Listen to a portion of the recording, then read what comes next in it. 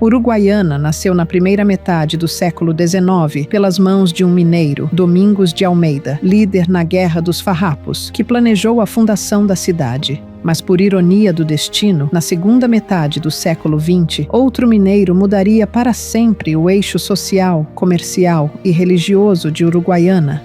Carlos Eustáquio Barbosa Filho nasceu em uma família pobre no ano de 1947 em Minas Gerais.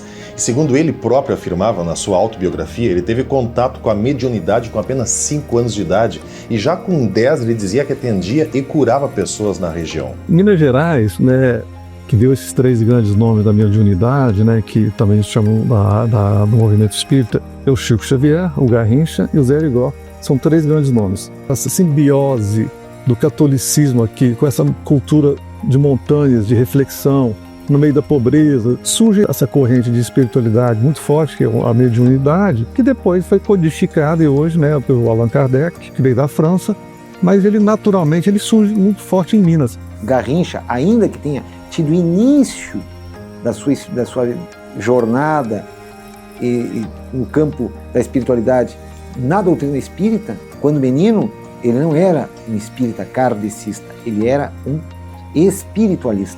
Alguns chamam de médium Garrincha, outros chamam de curandeiro, não interessa. Ele fazia questão de dizer, eu não curo ninguém.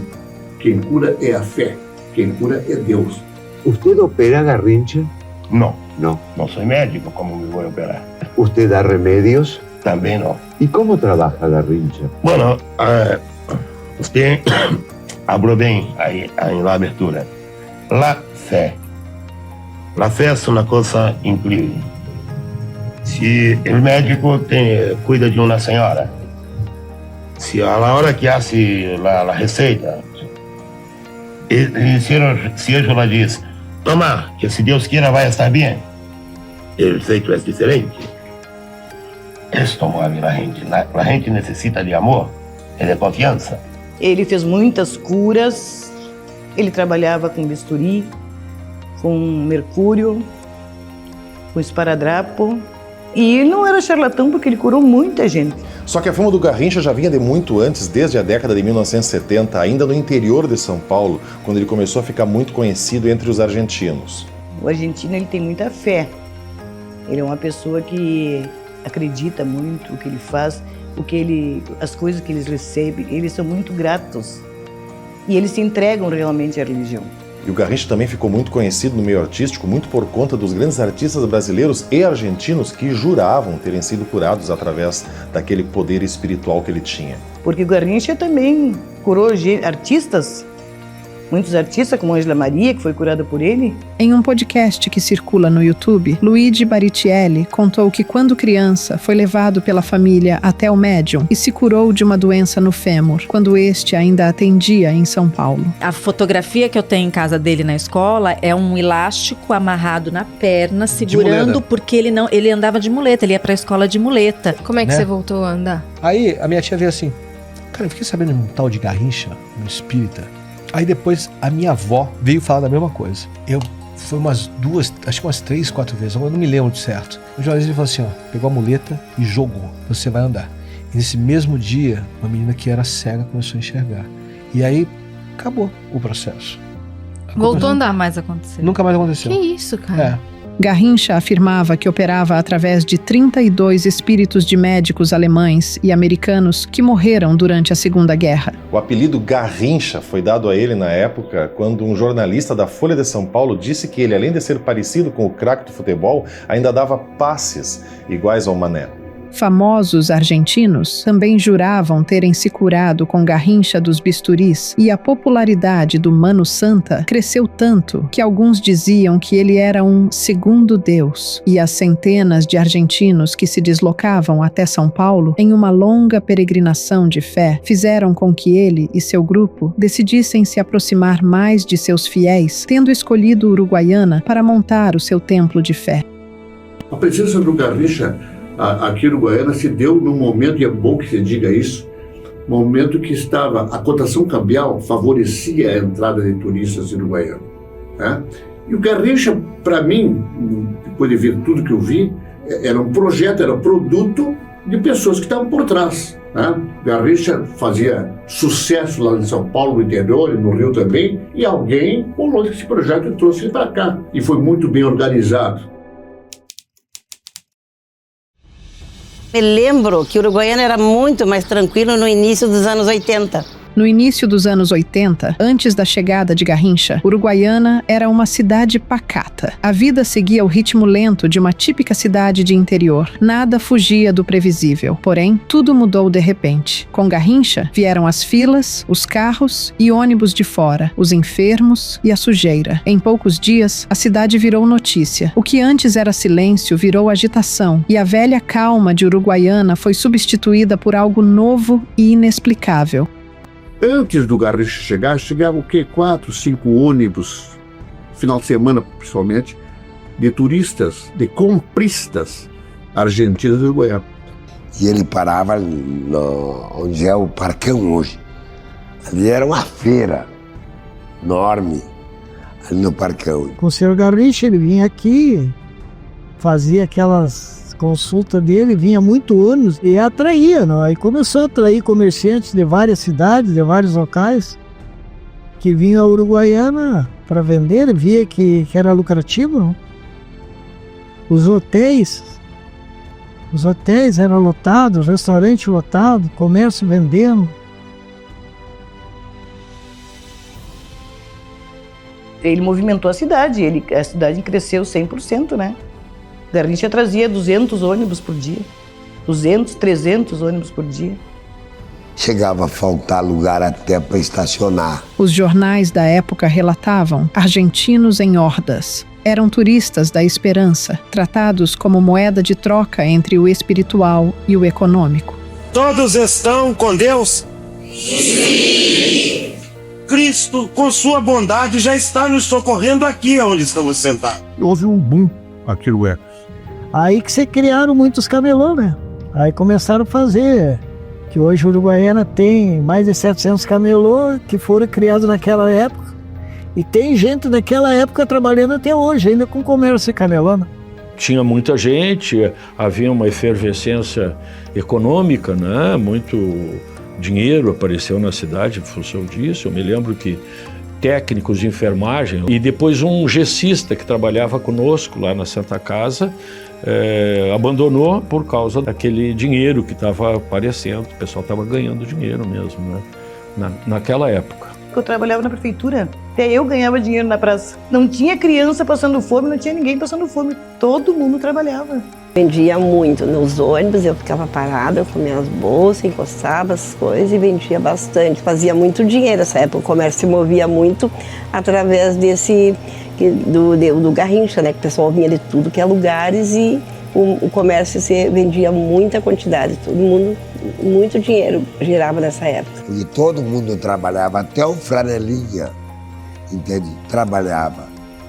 Donas de casa, tudo, fazia um suco, fazia um sanduíche, certo? E aquilo ali era um mar de gente trabalhando. E eu comprei um carro numa semana, trabalhando na praça.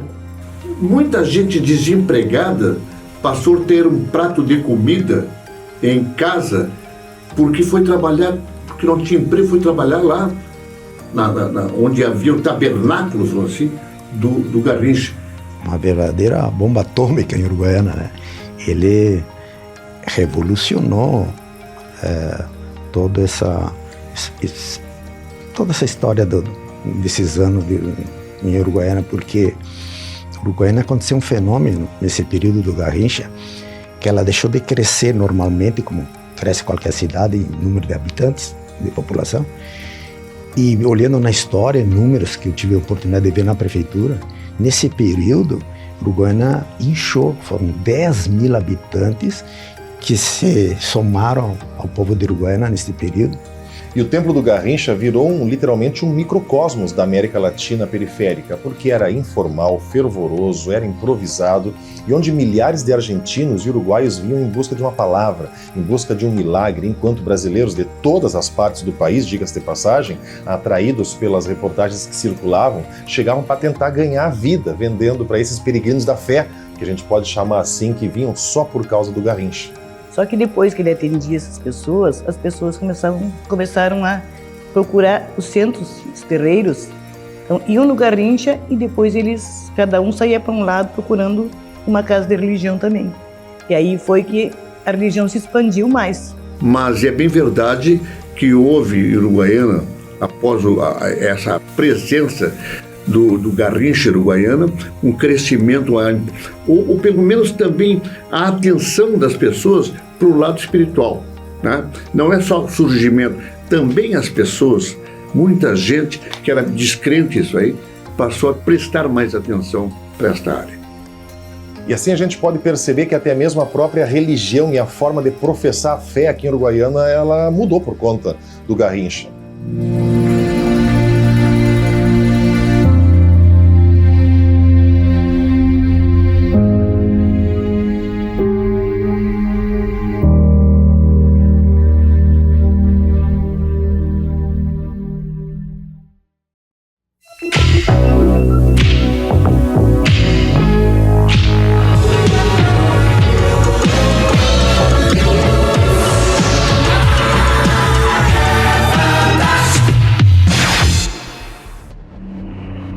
Garrincha chegou a Uruguaiana há 1 ano e meio atrás. Ele e seus homens, quando chegaram assim, eram os desconhecidos na cidade. Nesse 1 ano e meio, Garrincha deu presentes, fez grandes doações em dinheiro, distribuiu favores. Nunca pessoalmente, sempre em nome do Centro Espírita Frei Eustáquio. Hoje, Garrincha tem o apoio das autoridades de Uruguaiana, dos donos de hotéis, dos comerciantes. Quando Garrincha chegou aqui em 1983, Uruguaiana tinha sofrido a maior enchente de toda a sua história. E o que ele fez? Ele doou 100 casas volantes para ajudar a cidade e os desabrigados. E depois ainda doou uma ambulância para a PAI. Eu penso que assim ele começou a costurar amizades para garantir favores. E todo esse poder e dinheiro que circulava fez o Garrincha ter a sensação de que naquele momento ele era sim o dono do Uruguaiana.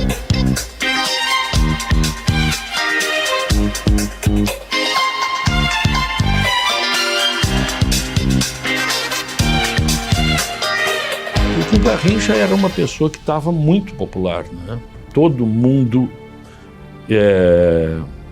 puxava o saco do Garrincha, quer dizer, todo mundo, gente de todos os níveis, né? Inclusive gente muito conhecida e tal, ia pedir favores para o Garrincha, porque ele realmente, como ele manejava com muitos recursos, então doações para instituições aqui na cidade e tal, o pessoal pedia para ele. Ele era bem saliente, porque era muito bajulado, né? O pessoal bajulava ele, né? Esse cara era um fenômeno. Não dava entrevistas, raras vezes. Eu consegui fazer, durante todo o tempo que ele esteve aqui, 2 entrevistas com o Garrincha lá na rua 7 de setembro. Aí lá no cassino, na Nibres, certo? Aí eu vi aquele cara rasgar. Cara, ele tomava conta de 2 mesas. Tinha 2 seguranças com ele. Ele não estava nem aí, ele queria saber de ganhar nada. E toda essa popularidade do próprio Garrincha e da fama que ele involuntariamente começou a dar para a Uruguaiana também começou a atrair gente de todas as partes. Ele revolucionou tudo, né? Os restaurantes, hotéis, farmácia. As farmácias bombaram porque vendiam esparadrapo e se beneficiaram um monte. E o comércio todo, né? As grandes lojas de Uruguaiana que vendiam televisores, eletrodomésticos, essas coisas não davam conta.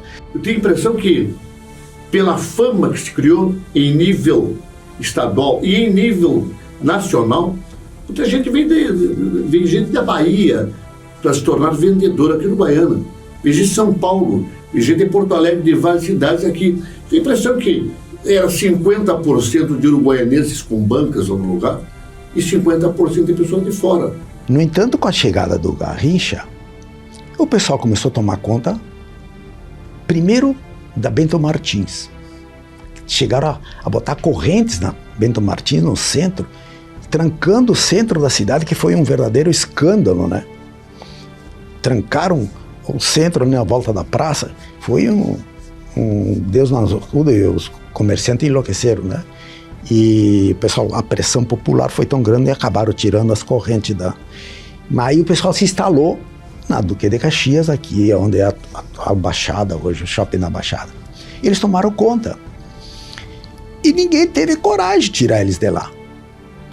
Eles praticamente lotearam uma avenida, a mais importante do Uruguaiana, eles lotearam.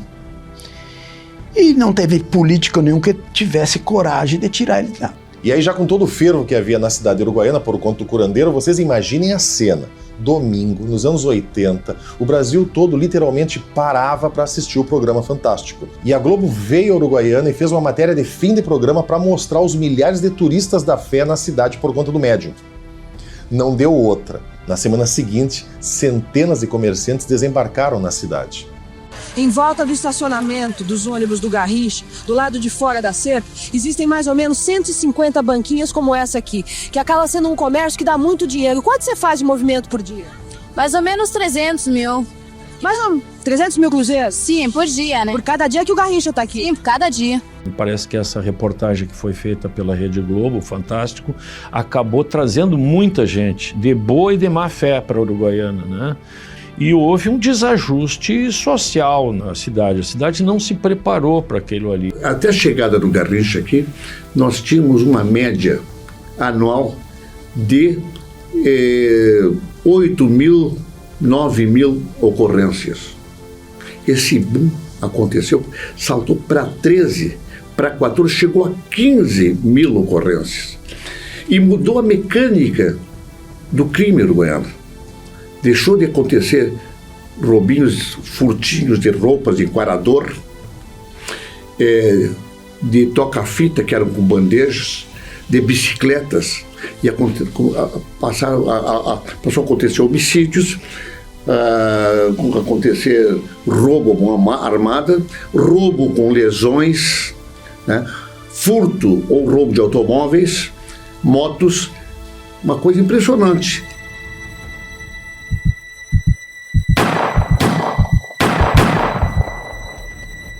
E foi bem nesse momento de aumento da criminalidade em Uruguaiana e de denúncias, inclusive, contra o uso ilegal da medicina praticados pelo Garrincha, que ocorreu um dos maiores crimes políticos da história da cidade. Assassinaram lá em Foz do Iguaçu o vereador Roberval Beregaray, que, por sinal, era um dos maiores opositores da presença do curandeiro aqui em Uruguaiana. Ele era contra, né? As pessoas que estavam em função do Garrincha estar na cidade, ele não escondia a manifestação dele como médico em defesa da população. Aquela quantidade de gente chegava aqui, ninguém sabia o que as pessoas tinham, né? Depois as pessoas andavam com chumaços, com curativos na rua. E sim, para mim ele disse que era contra a presença daquele médium aqui. Ele, quando entrou na política, e eu acho que ele já entrou com uma certa idade na política, foi vereador, 2 legislaturas, né? Se preparava para concorrer a deputado estadual, mas sempre foi muito polêmico.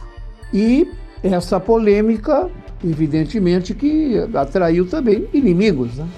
E o crime ganhou ainda uma dramaticidade ainda maior porque as suspeitas recaíram sobre um homem muito misterioso que circulava o Garrincha, o Turco Júlio. Ele era visto sempre ali, na esquina da Santana, com a 7 de setembro, onde passou a se hospedar, logo que chegou, o Garrincha. Ali ele sempre chamava atenção, porque sempre com uma gabardine, que ele não tirava a gabardine, e sempre observando todo mundo, um cara estranho. E quando as suspeitas do crime apontaram para o Turco, ele, para tentar se defender, acabou revelando quem ele realmente era, um dos maiores torturadores da ditadura militar argentina, com passagens pela ESMA, em Buenos Aires, e pela La Polaca, um centro de tortura aqui em Pasto de los Libres. E esse cara vivia escondido aqui em Uruguaiana. Inclusive, ele era, talvez, o mais importante dos guarda-costas do Garrincha. Olha, a justiça nunca se convenceu, ou melhor dizendo, nunca ficou comprovado que o Garrincha teria algum envolvimento com a morte do Roberval Beregaray, à época vereador. Então, não ficou comprovado, não foi criado artifícios que pudesse trazê-lo para uma responsabilização criminal. Lembro do velório do Dr. Roberval na Câmara de Vereadores, lembro do enterro, a multidão, né, presente. E, neste meio tempo também, o que aconteceu? Acabou que o Garrincha foi embora, né? Com a partida de Garrincha, o fluxo de argentinos cessou, mas Uruguaiana jamais voltaria ao que era antes. Por mais que muita gente pedisse a permanência do médium na cidade, mas por conta das polêmicas e das suspeitas que envolviam ele, além de ter sido acusado de uso ilegal da medicina, o Garrincha acabou abandonando Uruguaiana no início de 1985. Só que ele estabeleceu um novo templo de fé lá em Buenos Aires, na Avenida Avejaneda, onde passou a atender cerca de 5.000 pessoas nos finais de semana e se tornou uma celebridade na Argentina. E Uruguaiana, que vivia uma ilusão, né? Voltou à realidade. A realidade foi muito dura. O comércio se ressentiu deste movimento que era irreal na cidade.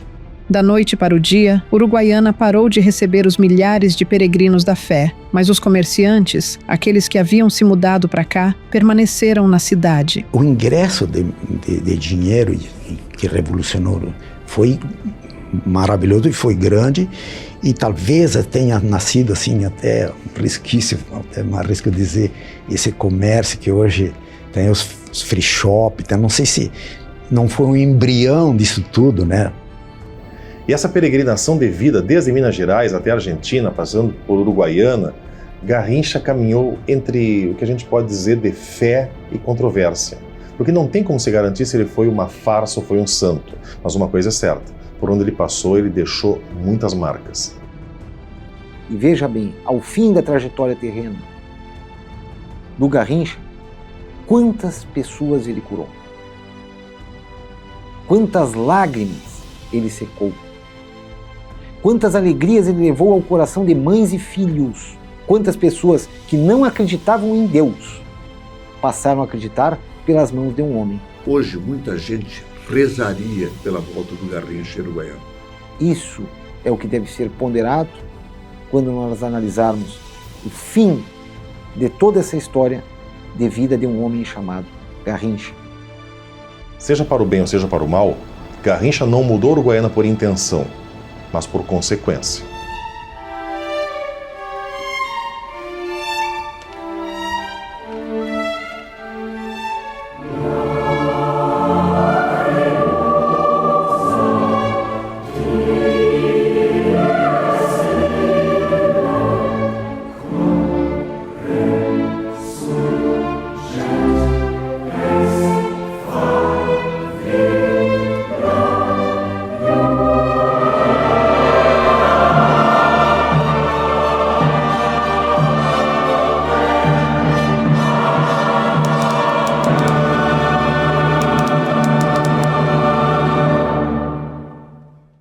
Quem foi que disse que o Garrincha ia voltar?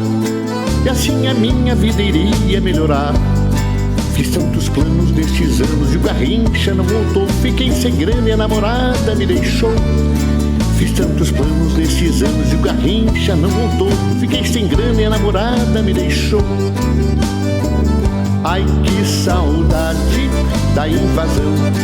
Era turista acampado até na Praça do Barão. Ai, que saudade da invasão. Era turista acampado até na Praça do Barão. Mantel de coco, senhor. Quanto? 20 palos. Dame dos. Aqui no meu tia Patrícia. Aqui no meu já. Batata tem aqui no meu tia Patrícia. Aqui no meu já. Fique bom e faz pra ajuda.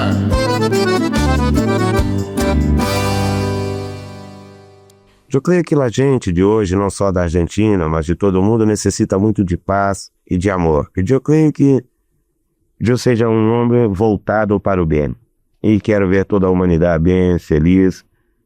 E pronto.